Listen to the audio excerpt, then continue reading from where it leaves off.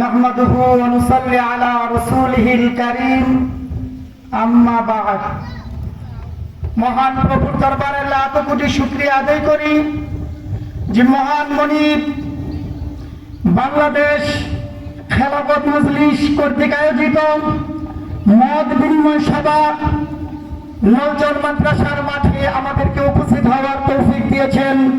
সেই মহান মনিবের দরবারে দিল থেকে শুকরিয়া আদায় করি, বলি আলহামদুলিল্লাহ। আজকে অনুষ্ঠান মত বিনিময় সভা।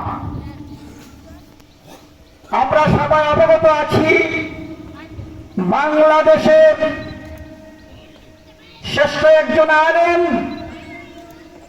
আল্লামা মামুনুল হক সাহেবের নেতৃত্বে যেই খেলাফত মজলিস,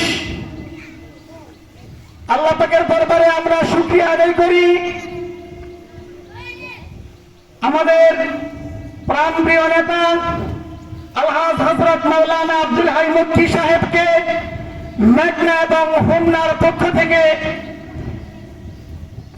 জাতীয় সংসদ নির্বাচন করার জন্য প্রস্তাব করেছেন। এতে আমরা খুশি না বেজার? আলহামদুলিল্লাহ।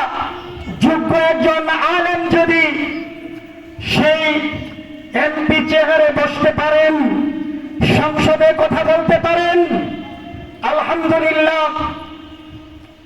এই দেশের যত দুর্নীতি আছে, দুর্নীতি আর থাকবে না, ঠিক কিনা?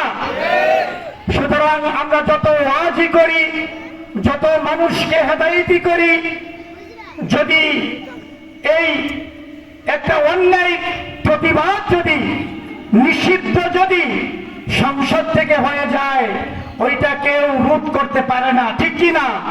সেজন্য আমরা আমাদের প্রাণপ্রিয় নেতা হযরত মাওলানা আব্দুল হাই মুফতি সাহেবকে জাতীয় সংসদ নির্বাচনে হোমনা এবং মেঘনার পক্ষ থেকে রিস্কা মার্কায় আমরা ভোট দিয়ে যেন জয়যুক্ত করে আমরা এমপি পদে নির্বাচিত করে সংসদে বসাতে পারি, আল্লাহ যেন তৌফিক দান করেন।